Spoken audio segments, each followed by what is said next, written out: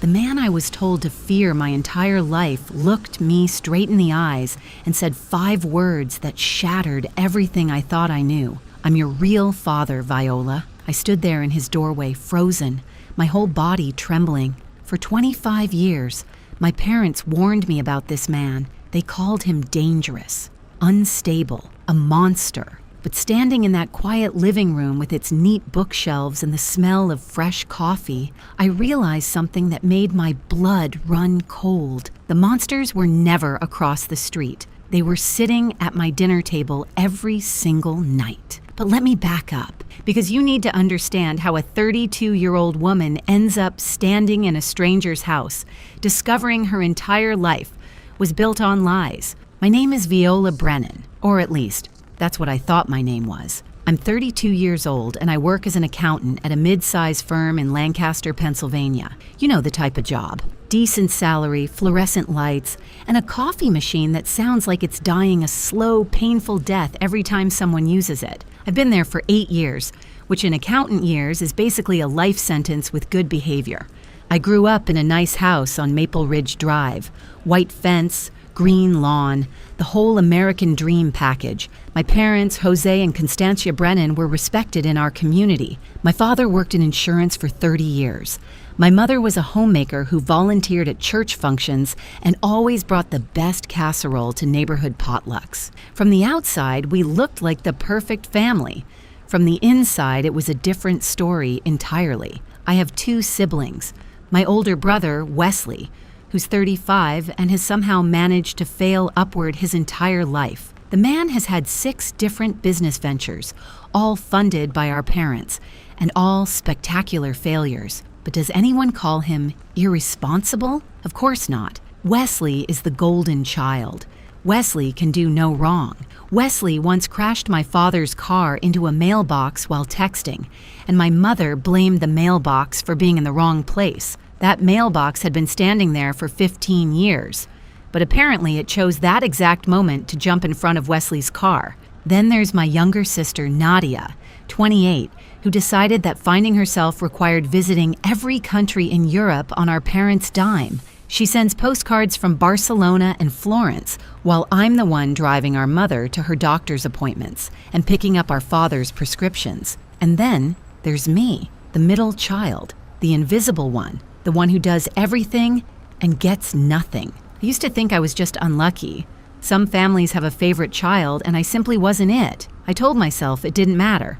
I told myself that being responsible was its own reward. I told myself a lot of things to help me sleep at night, but there was always this feeling I couldn't shake, this sense that something was fundamentally wrong. My mother looked at Wesley and Nadia with warmth and pride. When she looked at me, there was something else in her eyes. Something guarded, almost like fear. I remember being 7 years old when the man moved into the house across the street, Theodore Ashford, a quiet man with gray-streaked hair and kind eyes. He kept to himself, maintained his yard, and never bothered anyone. But the moment he arrived, my parents sat me down for a very serious conversation. They told me Theodore Ashford was dangerous. They said he had done terrible things. They said I should never, under any circumstances, speak to him or go near his house. If he ever approached me, I was to run home immediately and tell them. My father's face was stern. My mother's hands were shaking. I was 7. I believed them completely. For 25 years, I crossed to the other side of the street whenever I passed his house. I avoided eye contact. I warned friends who came to visit. The monster across the street became part of my childhood mythology, like the boogeyman or the thing hiding under my bed. But monsters under beds aren't real. And as I would soon discover, neither was the story my parents told me. It started 3 months ago on a Tuesday. I remember because Tuesdays are when I do my parents' grocery shopping. Yes, at 32 years old, I'm still doing my parents' grocery shopping. My therapist calls it codependency. I call it being the only child who actually shows up. I arrived at my parents' house with 4 bags of groceries, including the specific brand of oatmeal my father insists on and the particular type of yogurt my mother requires. I'm basically a personal shopper who doesn't get paid, or thanked, or acknowledged. If martyrdom came with a loyalty card, I'd have earned a free vacation by now. My mother wasn't in the kitchen, which was unusual. I heard voices upstairs, so I put away the groceries and went up to see if she needed help with anything. The voices were coming from my father's office, a room I was never really allowed to enter as a child. The door was slightly open. I heard my mother's voice first, tight and anxious, then Wesley's voice, calm and reassuring. They were talking about the house, about transferring the deed, about making sure everything was in Wesley's name before, and then my mother said something that stopped me cold. She said they needed to do it now, before Viola starts asking questions. I stood there in that hallway, grocery store loyalty card still in my hand, and felt something crack inside my chest. Before Viola starts asking questions. What questions? What were they hiding? I should have confronted them right then, but I didn't. Instead, I quietly went back downstairs, finished putting away the groceries, and told my mother I had to leave early for a work meeting. She barely looked up from her crossword puzzle. That night, I couldn't sleep. I kept turning those words over in my mind. Before Viola starts asking questions, I started thinking about all the little things that never added up. Why I looked nothing like my siblings, why my mother kept my baby photos in a separate album, tucked away in the attic instead of displayed on the mantle with Wesley's and Nadia's. Why, when I asked about my birth story, my mother always changed the subject. I'm an accountant. I notice when numbers don't add up. And suddenly, I realized the numbers of my life had never added up at all. A week later, I volunteered to help clean out the attic. My mother was hesitant, but I insisted. Just trying to be helpful, Mom. Just trying to be a good daughter. The same performance I'd been giving for 32 years. I found the photo in an old shoebox buried under Christmas decorations from the 1980s. It was a Polaroid, faded but still clear. My mother, young and beautiful, standing next to a man. They were holding hands. She was looking at him with an expression I had never seen her direct at my father. And she was visibly pregnant. The man in the photo was Theodore Ashford, the monster across the street. My hands were shaking so hard I almost dropped it. I turned the photo over. On the back, in my mother's handwriting, were 2 words and a date, our miracle, and a date that was exactly 9 months before my birthday. I shoved the photo in my pocket and climbed down from the attic. My mother asked if I found anything interesting up there. I smiled and said, just old Christmas ornaments. I learned that smile from her, the one that hides everything. Before we continue, please hit that subscribe button and tell me in the comments where you're watching from and what time it is there. I read every single comment. Thank you. I waited 3 days before confronting my mother. 3 days of lying awake at night, staring at that photograph, trying to find any explanation other than the obvious one. Maybe it was her brother. Maybe it was a cousin. Maybe there was some perfectly innocent reason my very pregnant mother was holding hands with the neighborhood monster and calling him our miracle. But accountants don't believe in maybes. We believe in documentation. And that photo was documentation of something my family had been hiding for over 3 decades. I chose my moment carefully. A Sunday afternoon when my father was napping and Wesley wasn't around to interfere. I found my mother in the kitchen doing what she always did, preparing food for people who never appreciated it. Just like me, actually. Maybe that was the one thing we had in common. I placed the photograph on the counter next to her cutting board. I didn't say anything. I just watched her face. The color drained from her cheeks so fast I thought she might faint. Her knife clattered against the counter. She stared at that photo like it was a snake that had just slithered into her kitchen. When she finally looked up at me, I saw something I'd never seen before in my mother's eyes. Pure, undiluted panic. She tried to explain. She stumbled over words, contradicted herself, changed her story 3 times in 2 minutes. First, Theodore was just an old friend. Then he was a co-worker of my father's. Then she claimed she didn't even remember taking that photo, that it must have been some kind of joke. I asked her one simple question. Is Theodore Ashford my biological father? That's when panic turned to anger. My mother's face hardened into something ugly. She told me I was being ridiculous. She told me I was stirring up old dirt that should stay buried. She told me that if I continued down this path, I would be cut out of this family completely. Cut out, like I was ever really included in the first place. I asked about the house transfer, about why she and my father were secretly putting everything in Wesley's name. Her face went from angry to absolutely furious. She demanded to know if I'd been spying on them. She accused me of being ungrateful after everything they had done for me. Everything they had done for me. I wanted to laugh. What had they done for me exactly? Provided the bare minimum of food and shelter while lavishing attention and money on my siblings? Made me feel like a guest in my own home for 32 years? Lied to me about my own identity? But I didn't laugh. I didn't cry either, even though part of me wanted to. I just picked up the photograph and walked out. That night, my father called me. His voice was cold in a way I'd never heard before. He told me my mother was very upset. He told me I needed to apologize and forget about whatever nonsense I'd gotten into my head. He told me that Theodore Ashford was a dangerous man who had stalked my mother years ago, and that bringing up his name was causing her genuine distress. When I asked why Theodore had stalked her, my father said it wasn't my business. When I asked why they had never called the police, he said they had handled it privately. When I asked why Theodore would move across the street from the woman he allegedly stalked, my father hung up on me. The next few weeks were a masterclass in family gaslighting. Suddenly, everyone was concerned about poor, confused Viola.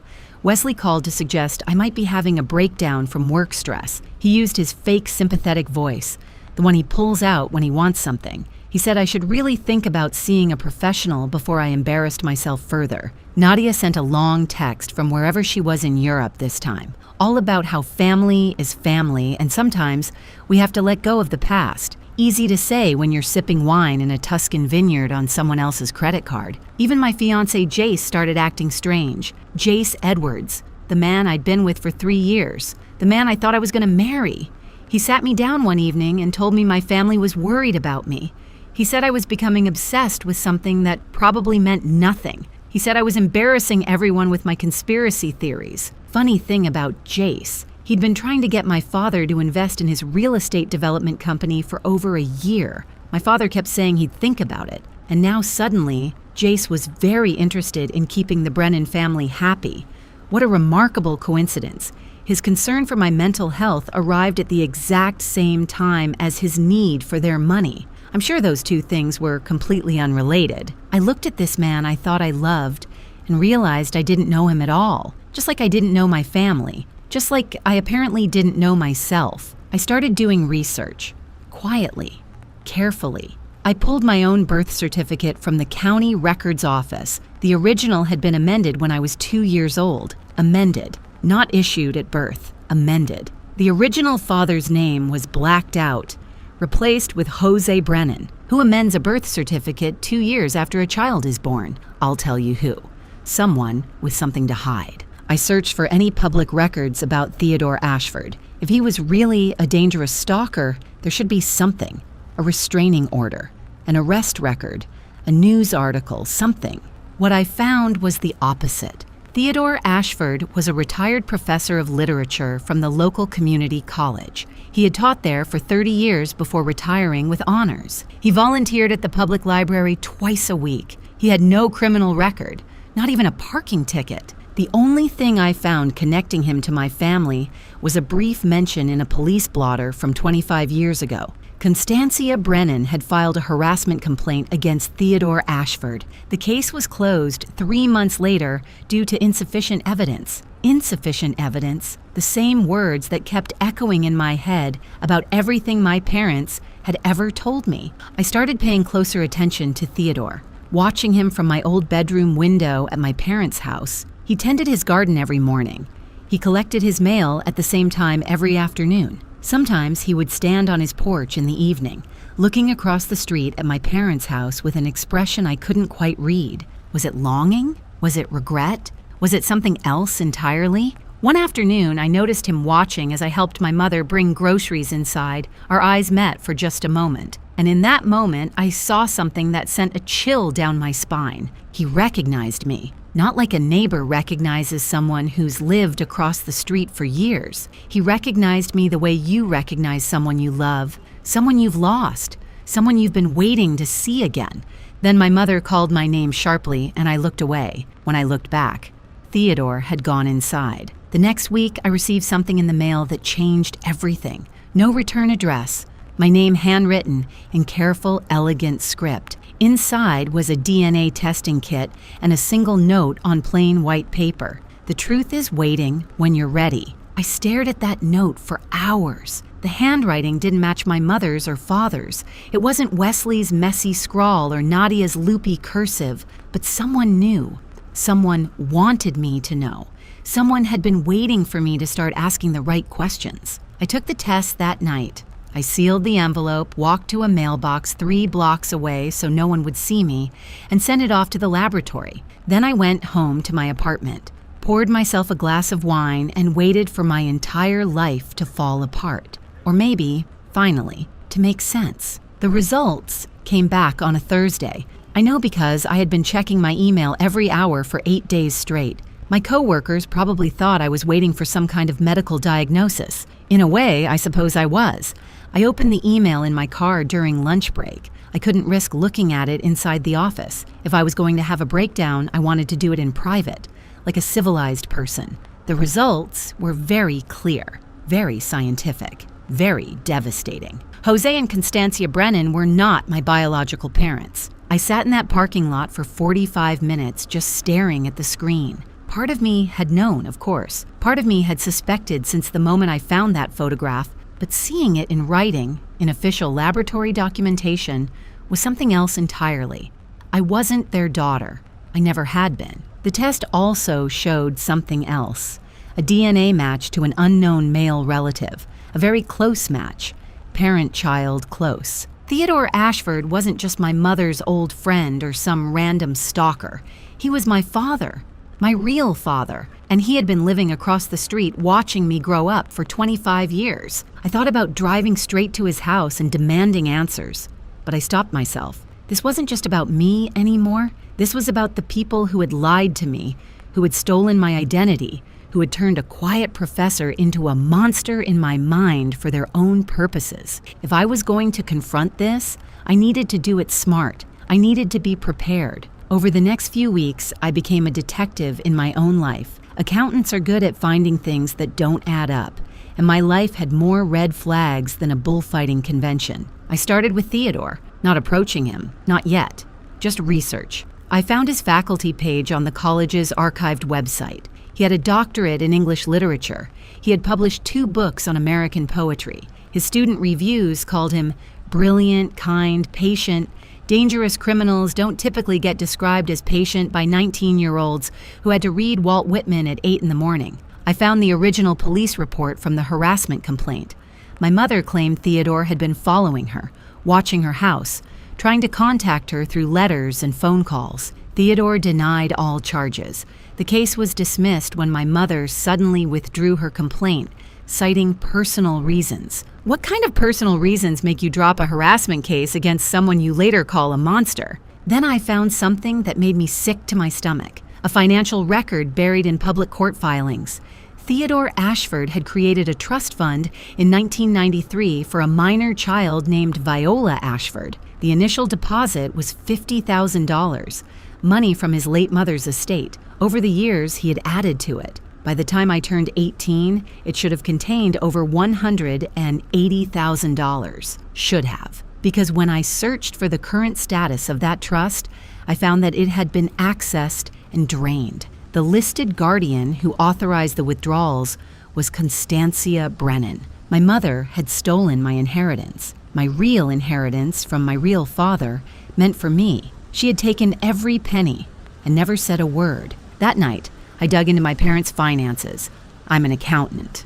I know how to follow money, and what I found made the trust fund theft look like pocket change. My parents had been claiming me as a disabled dependent on their taxes for over a decade. They had been collecting Social Security benefits in my name, benefits I had never seen. They had opened credit cards using my Social Security number and run up debts that were technically in my name. My family hadn't just lied to me about who I was, they had been financially exploiting me since I was a child. I remember sitting at my kitchen table that night, surrounded by printouts and financial records, and feeling something I hadn't felt in years. Anger. Pure, clarifying anger. Not the helpless frustration I usually felt after family dinners, not the quiet resentment that simmered every time Wesley got praised for breathing. This was different. This was powerful. They had stolen my father. They had stolen my money. They had stolen my identity. And they had done it while making me feel like I was the one who didn't belong. No more. I made a decision. I would approach Theodore, but not as myself, not as the suspicious daughter coming to demand answers. I would go to him as a lost, naive young woman who had stumbled onto some confusing information. I would play dumb, because underestimating me was what my family had always done best. If Theodore was really the monster my parents claimed, I would know soon enough. And if he wasn't, well, then the real monsters were about to discover that the child they had abused for 32 years was finally ready to fight back. The next Saturday morning, I put on my most innocent-looking outfit, a soft blue sweater, minimal makeup, my hair down instead of in its usual practical ponytail. I practiced looking confused and vulnerable in the mirror. It wasn't hard. I'd spent most of my life feeling that way. I walked across the street to Theodore Ashford's house. My heart was pounding so hard I could hear it in my ears. Every step felt like walking through water. 25 years of fear doesn't disappear just because you've done some research. His yard was immaculate. Roses along the walkway, a welcome mat that actually said welcome. Not exactly the lair of a monster. I rang the doorbell. For a moment, nothing happened. Then I heard footsteps. The door opened. Theodore Ashford stood there. Older than in my mother's photograph, but still recognizable. Gray hair now fully silver. Kind eyes behind wire-rimmed glasses. He was wearing a cardigan, for goodness sake. The man looked like he should be hosting a public television show about butterflies. He stared at me for a long moment, and then I watched as recognition flooded his face, followed by something that looked like grief, followed by something that looked like hope. He said my name, not a question, a statement, Viola. And then, before I could even begin my rehearsed story about being confused and needing help, he said the words that brought me to this moment. I'm your real father, Viola, and I've been waiting 25 years for you to knock on this door. So much for playing dumb. Theodore invited me inside with hands that trembled slightly. I noticed he had to steady himself against the doorframe. This man had waited a quarter century for this moment. I couldn't imagine carrying that kind of hope for so long. His living room was exactly what you'd expect from a retired literature professor. Books everywhere, not arranged for show, but clearly read and loved. Comfortable furniture that had seen better days, photos on the mantle of people I didn't recognize, and one photo, just one, slightly hidden behind the others. A baby picture, me. I recognized it because my mother had the same one in that hidden album in the attic. Theodore offered me tea, then coffee, then water. He was so nervous, he could barely complete a sentence. Finally, I told him to sit down before he wore a hole in his carpet. He laughed, this surprised, grateful sound, and I realized it was probably the first time in years someone had spoken to him like a normal person instead of a pariah. Over the next 3 hours, he told me everything. He and my mother had met at a bookstore in 1991. She was 23, working as a secretary, engaged to Jose Brennan. Theodore was 30, already teaching at the college. They had reached for the same book of poetry at the same moment, and somehow that small coincidence had turned into coffee, then dinner, then something neither of them had planned. Constancia was not happy in her engagement. Jose was stable, came from money, was approved by her family, but there was no passion there, no connection. With Theodore, she found something different, something real. Their relationship lasted 4 months. Then Constancia discovered she was pregnant. Theodore wanted to marry her. He wanted to raise the child together. He begged her to leave Jose, promised he would take care of her, promised they could build a life together. But Constancia made a different choice. Jose had money. Jose had family connections. Jose had a future that looked impressive on paper. Theodore was a young professor with student loans and a small apartment. In Constancia's calculation, security won over love. She broke off the relationship immediately. She married Jose 3 weeks later, before she was showing. She never told him the baby wasn't his. Jose believed Viola was premature when she was born full term. Nobody questioned the math. When I was born, Theodore tried to be part of my life. He sent letters to Constancia, asking for photos, asking to see me. He opened the trust fund in my name, depositing his inheritance so I would be provided for.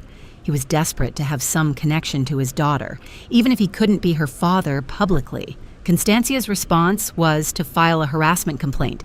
She told the police Theodore was stalking her, sending unwanted letters, watching her house. She told Jose, and Jose threatened to ruin Theodore's career if he didn't stay away. Theodore was given a choice: disappear from my life completely and keep his job, his reputation, everything he had built, or fight for his parental rights and lose everything. He made the choice he thought was best for me. He stayed away. He kept his distance. He stopped sending letters, but he couldn't stop watching. When the house across the street went up for sale 5 years later, Theodore bought it. Not to stalk, not to harass, just to be close, just to watch his daughter grow up, even if she never knew who he was, just to make sure she was okay. All those years he had been there. Every birthday, every first day of school, every milestone I had, he watched from his window. He kept a journal of everything he saw. He never stopped loving a daughter who had been taught to fear him. I asked him about the trust fund. His face darkened. He had set it up with Constancia listed as guardian, believing she would use it for my education, my future. Instead, she had forged documents, claimed I was mentally incapacitated, and drained every penny for herself. When Theodore discovered what she had done, he had tried to pursue legal action, but by then, the money was gone, spent on Wesley's failed businesses and Nadia's European adventures. The lawyers told him it would cost more to fight than he would ever recover. So he did the only thing he could. He kept watching, he kept waiting, and he kept hoping that someday his daughter would find her way to the truth. Then I asked about the DNA kit, the one that arrived anonymously at my apartment. Theodore's eyes filled with tears. He admitted it was him. He had been watching for years, waiting for any sign that I was questioning things. When he saw me find the photograph in the attic through my old bedroom window, when he saw the way I looked at it before hiding it in my pocket, he knew. He knew I was ready. He said he'd bought that DNA kit 3 years ago. He'd been carrying it in his desk drawer, waiting for the right moment. When he saw me searching, he finally had the courage to send it. He apologized for not being braver, for not finding another way, for every birthday he missed, every scraped knee he couldn't bandage, every achievement he couldn't celebrate. I told him he had nothing to apologize for. The villains of this story were not across the street. They were in the house I had called home for 32 years. He showed me the documentation. Box after box of letters he had written and never sent. Birthday cards for every year of my life. Carefully stored, never delivered. Legal correspondence about the trust fund. The original birth certificate listing Theodore Ashford as father, before Constancia had it amended. I had come to this house planning to play naive. Instead, I found myself crying for the first time in months. Not sad tears. Something else. Relief, maybe. Or grief for all the lost years. Or just the overwhelming feeling of finally being seen. Theodore held my hand, this man I had feared my whole life, and apologized again. I told him to stop apologizing. We had work to do. We made a plan that day. Not a revenge plan, not exactly. A justice plan. Theodore had documentation of the trust fund theft. I had evidence of the identity fraud, the tax evasion, the Social Security scam. Together, we had enough to bring down the entire house of cards my parents had built their comfortable life upon. But we had to be smart. We had to be careful. Constancia had spent decades manipulating everyone around her. She would not go down without a fight. I returned home that night and did something that required every ounce of acting ability I possessed. I apologized to my mother. I told her I had been stressed, confused, that I had let my imagination run wild. I told her I was ready to be a good daughter again. Constancia accepted my apology with gracious condescension. Of course, she forgave me. She understood that I was going through a difficult time. She even hugged me, this woman who had stolen my father, my money, my identity. I hugged her back and smiled, because while she was patting herself on the back for bringing her wayward daughter back into line, I was mentally cataloging every document I would need to access, every file cabinet I would need to photograph, every piece of evidence I would need to build an airtight case. Over the next month, I became the perfect daughter. I helped with groceries, I attended family dinners, I laughed at my father's jokes and complimented my mother's cooking. I even pretended to reconcile with Jace, letting him believe I had come to my senses, all while secretly meeting with Theodore every week, all while photographing documents when my parents weren't looking, all while building a case that would destroy everything they had built on my suffering. I found the folder 2 weeks before we planned to take action. It was in my mother's filing cabinet behind old tax returns and utility bills, a folder labeled VA Settlement. VA Viola Ashford, my real name, the name on my original birth certificate, the name I should have grown up with. Inside was everything. The original trust fund documents, Theodore's letters, the ones Constantia claimed never existed, legal papers showing she had declared me mentally incompetent to access my own money, bank statements showing exactly where every dollar had gone, and at the very bottom, a letter from Theodore to Constantia, dated 15 years ago. He begged her to let him see me, just once. He promised he would disappear forever if she would just let him say goodbye to his daughter. Her response was written in the margin, in her own handwriting. Never. She's mine now. You'll never get her back. I took photos of everything. Then I carefully replaced the folder exactly as I had found it. My mother was calling from the kitchen, asking if I wanted to stay for dinner. I said yes, of course. I would love to stay for dinner. After all, it would be one of the last family dinners we would ever have. If you're still with me, I just want to say thank you so much for listening. If you're enjoying this story, a quick really does help more than you know. It helps other people find these stories too. Okay, now let me tell you what happened next. The invitation went out 3 weeks before the party, Jose and Constancia Brennan's 32nd wedding anniversary celebration. All friends and family welcome.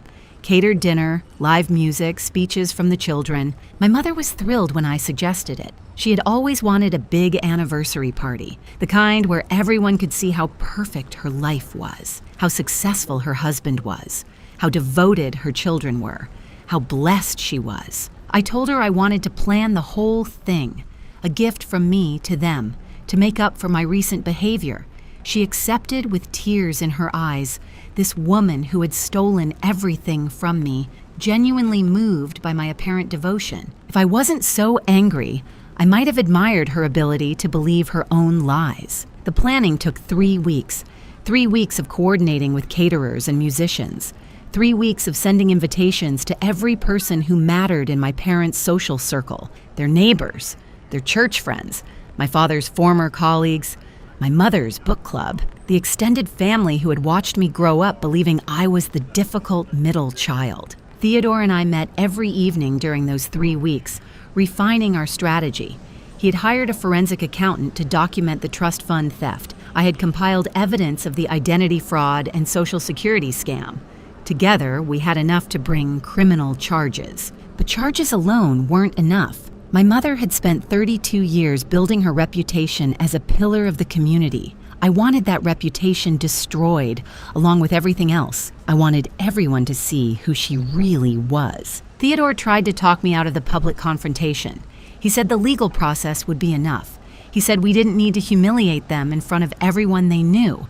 He said revenge wasn't worth becoming someone I wasn't. I reminded him that he had watched his daughter grow up from across the street for 25 years because of what this woman had done. I reminded him that she had stolen his mother's inheritance, money meant for the grandchild Eleanor never got to meet. I reminded him that my entire childhood had been a lie, constructed to benefit people who never loved me. He didn't argue after that. The night of the party, I arrived early to oversee the setup. The backyard looked beautiful. White tents, string lights, flowers everywhere. My mother had insisted on a specific color scheme, blush pink and gold, because those were the colors of her original wedding. Everything had to be perfect for the perfect family, celebrating their perfect life. I caught myself arranging centerpieces and had to laugh. Here I was, planning the most elaborate family takedown in Maple Ridge Drive history, and I was still worried about whether the flower arrangements were symmetrical. Old habits die hard, I suppose. 32 years of being the responsible daughter doesn't just disappear overnight. Guests started arriving at 6. By 7, the backyard was full. 50 people, maybe more, all dressed in their Sunday best, all ready to toast 32 years of marital bliss. Wesley arrived with his wife, a quiet woman named Sandra who always looked slightly terrified. I had never really talked to her, but I suspected she knew more about our family's dysfunction than she let on. She avoided my mother like you avoid a rattlesnake you've spotted in the grass. Smart woman. I was starting to think she was the only one in this family with any survival instincts. Nadia had actually flown in from Portugal for the occasion. My mother was beside herself with joy. Her youngest daughter, home at last.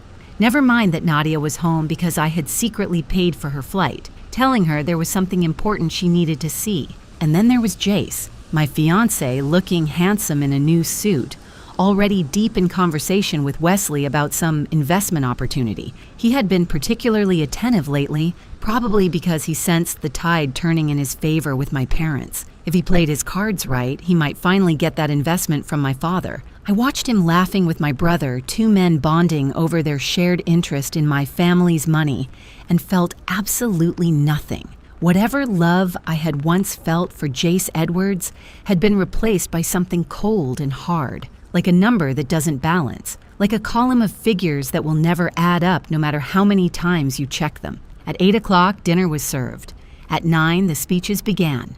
Wesley went first, delivering a toast so generic it could have been copied from a greeting card. He talked about what wonderful parents Jose and Constancia were, how they had always supported their children, how they had built a home filled with love. I watched my mother dab at her eyes with a handkerchief and wondered if she even remembered what love actually looked like. Nadia went next, her speech short and sweet, talking about gratitude and family bonds and all the adventures her parents had made possible. She didn't mention that those adventures were funded by money stolen from her sister. She didn't know that yet.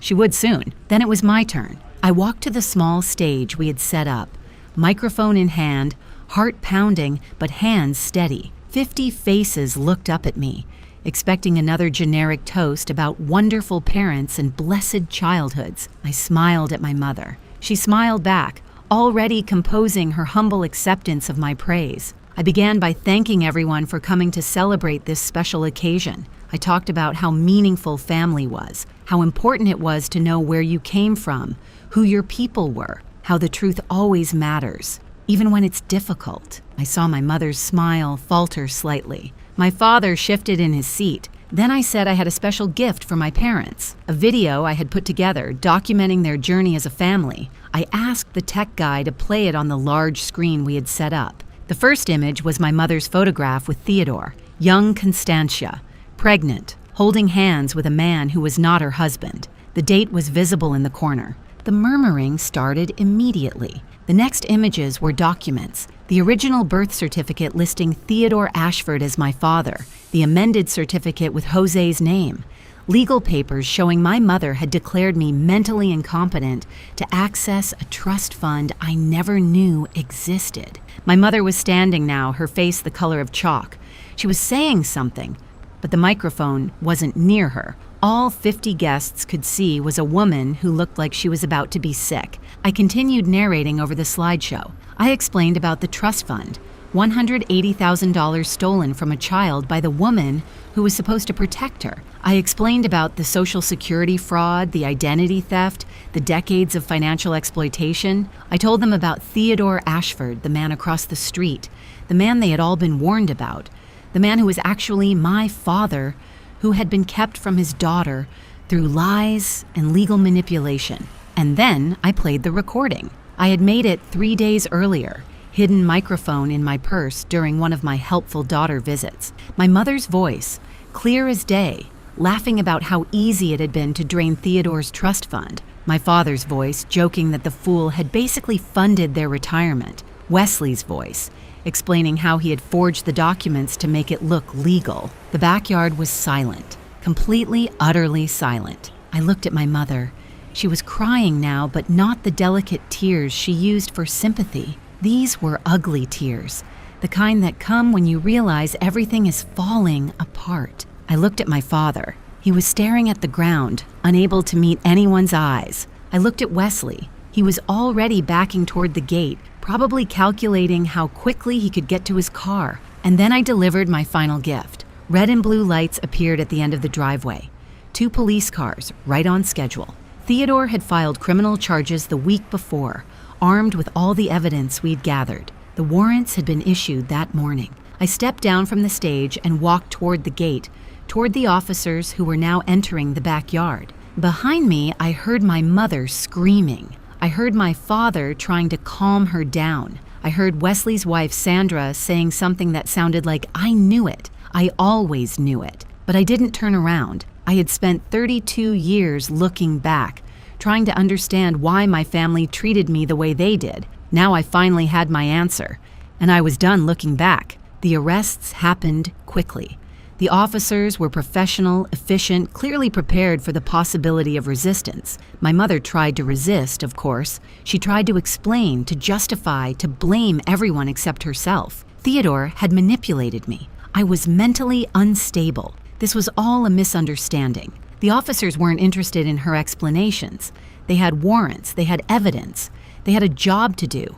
Jose Brennan was arrested for fraud, identity theft, and conspiracy. Constancia Brennan faced the same charges, plus additional counts related to the trust fund theft. Wesley Brennan, who had tried to slip away during the chaos, was caught at the garden gate and arrested for his role in forging documents. I suppose you could say the party favors were a bit unconventional this year. Handcuffs for some, closure for others. Not exactly what my mother had in mind when she picked out those blush pink napkins. 50 guests watched as the perfect family was led away in handcuffs. My mother's church friends, horrified. My father's former colleagues, stunned. The neighbors who had believed for 25 years that Theodore Ashford was the monster, suddenly realizing they had been wrong about everything. I stood by the rose bushes, watching it all unfold. Part of me expected to feel triumphant, victorious. Instead, I just felt tired. 32 years of lies will do that to you. Jace appeared at my side, his face a mixture of concern and calculation. I could practically see the gears turning in his head, trying to figure out how to play this situation to his advantage. He reached for my hand, started to say something about how sorry he was, how he had no idea things were this serious, how we should go somewhere and talk. I pulled my hand away and looked at him. Really looked at him, maybe for the first time. He was handsome, Jace Edwards, charming, the kind of man who always knew the right thing to say. But looking at him now, I saw someone else, someone who had sided with my family when I needed him most, someone who had called my search for truth an obsession, someone who had been more interested in my father's investment than in my well-being. I took off my engagement ring, 3 carats, princess cut, the ring Jace had spent months paying off because he wanted it to be perfect. I placed it in his hand and closed his fingers around it. He started to protest, to explain, to do what he always did when things weren't going his way. But I was already walking away, toward the front of the house where Theodore was waiting. Theodore had watched the whole thing from a distance, respecting my need to handle this myself. But when I reached him, when I finally let myself collapse against his shoulder, he held me like a father holds his child, like he had wanted to hold me for 25 years. The guests started leaving quietly, shell-shocked. A few of them stopped to speak to me. My aunt, my mother's sister, apologized for not seeing what was happening.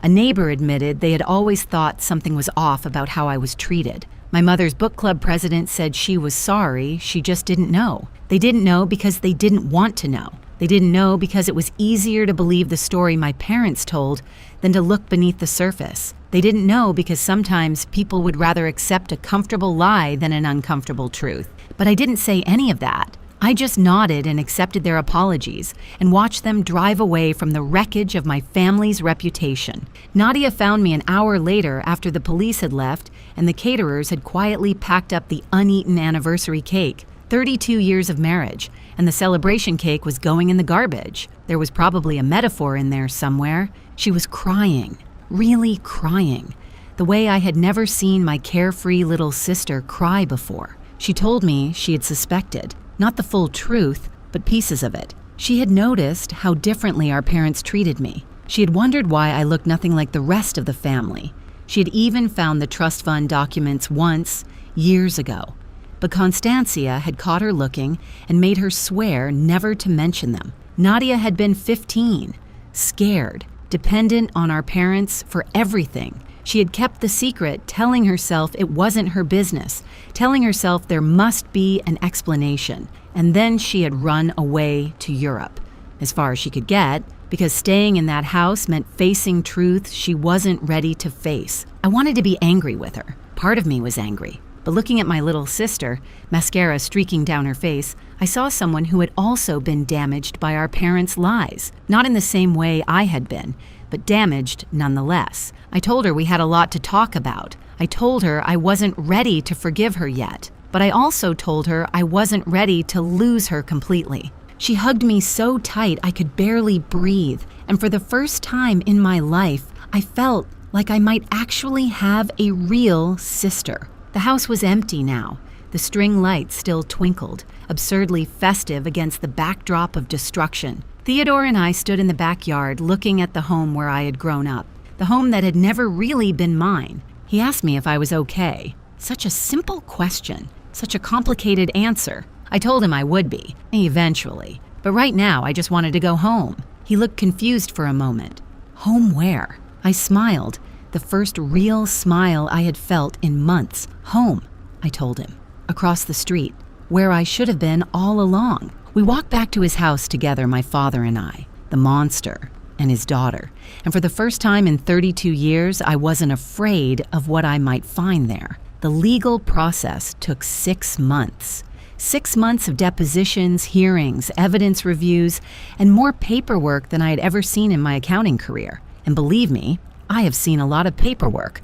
I once audited a restaurant that kept receipts in shoeboxes. This was worse. The criminal case went first. Jose pled guilty to reduced charges in exchange for cooperating with the investigation.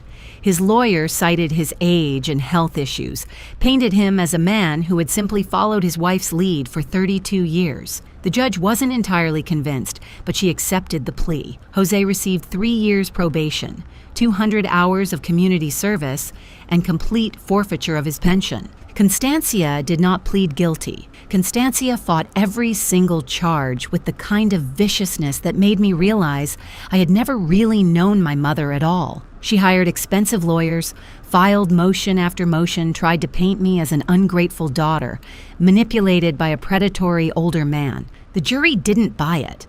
They deliberated for less than 4 hours. Constancia Brennan was convicted on 12 counts of fraud, theft, and identity theft. The judge sentenced her to 4 years in state prison. I was there for the sentencing. I watched my mother's face as the judge pronounced the verdict. For one brief moment, I saw something I had never seen before. Regret. Real regret. Not for what she had done to me, but for getting caught. Then the moment passed, and her face hardened into familiar bitterness. She looked at me as the officers led her away, and her eyes promised that this wasn't over. But it was over. For her, at least. For me, it was just beginning. Wesley's case was handled separately.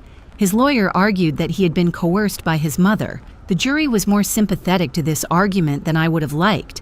Wesley received 18 months in prison and 3 years probation. He also lost his business license and his reputation, which for Wesley was probably the worst punishment. The golden child finally tarnished. His wife Sandra filed for divorce before his sentencing. We had coffee once. Turns out we had a lot in common, both survivors of the Brennan family dysfunction. The civil case came next. Theodore's lawyers documented every dollar that had been stolen, every forged signature, every lie told to financial institutions. The judgment was $340,000, the original trust fund, plus interest, plus damages. My parents didn't have that kind of money in cash, of course.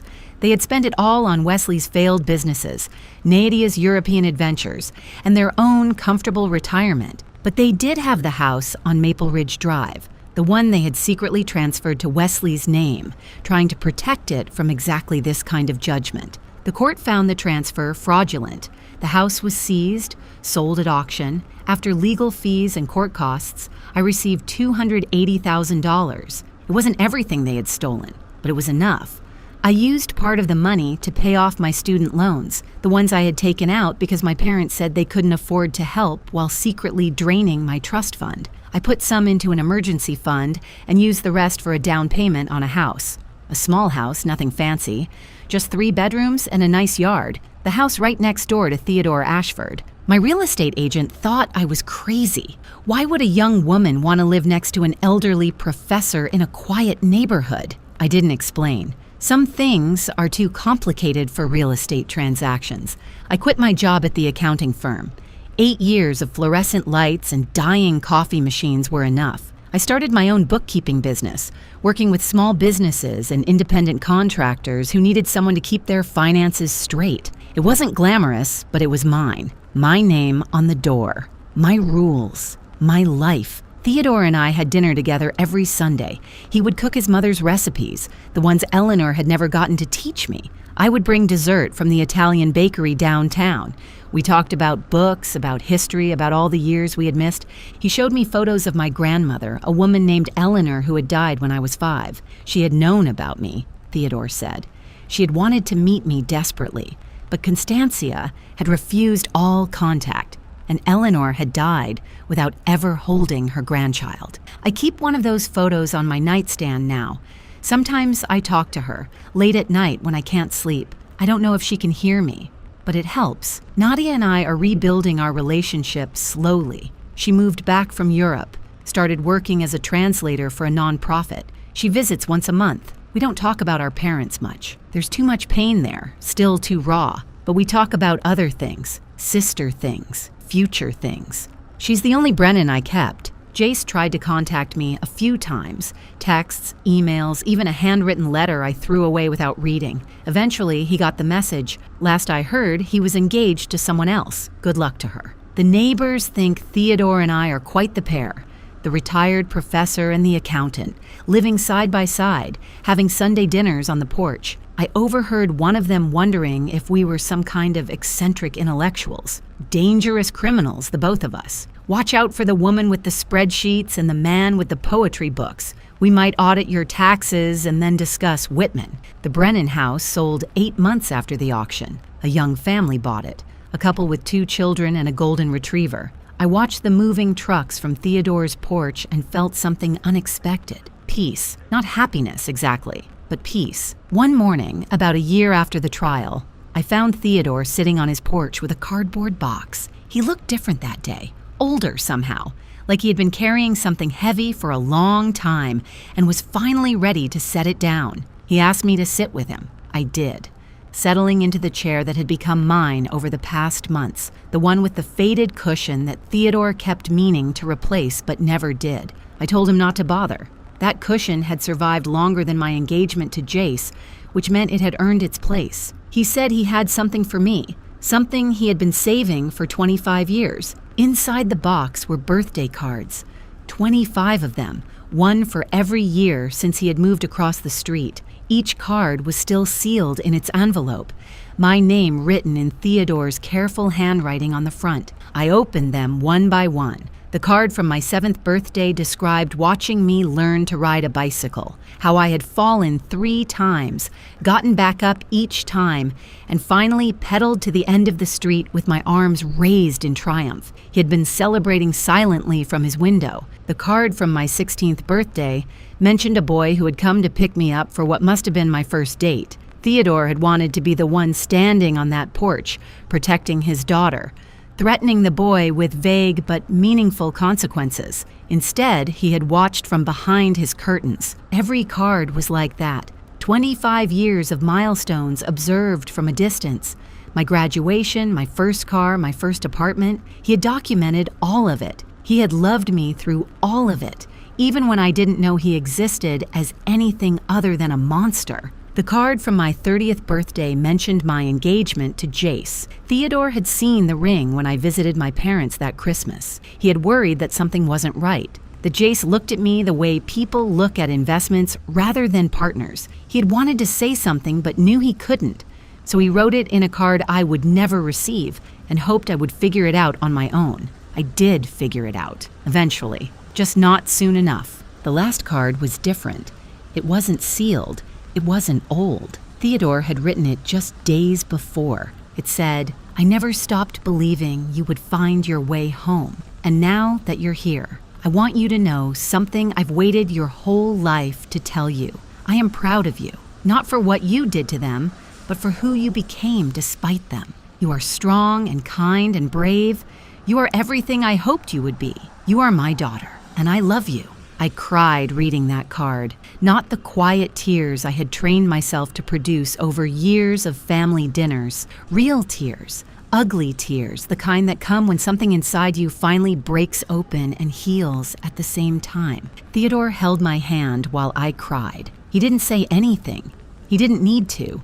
Some things are beyond words. When I finally stopped crying, I looked across the street at the house where I had grown up. The new family had painted the shutters blue. The children had left bicycles on the lawn. A tire swing hung from the old oak tree, something my parents had never allowed because it would have ruined the aesthetic. The house looked happy now, in a way it never had when I lived there. I thought about Constancia in her prison cell, probably writing letters I would never read. I thought about Jose doing community service somewhere, certainly complaining the whole time. I thought about Wesley rebuilding his reputation, probably already spinning stories about how he had been manipulated. They would move on eventually. They would find ways to justify what they had done, to convince themselves they were the real victims. People like them always did, but I was done thinking about them. I had spent 32 years in their orbit, defining myself by their approval, measuring my worth by their attention.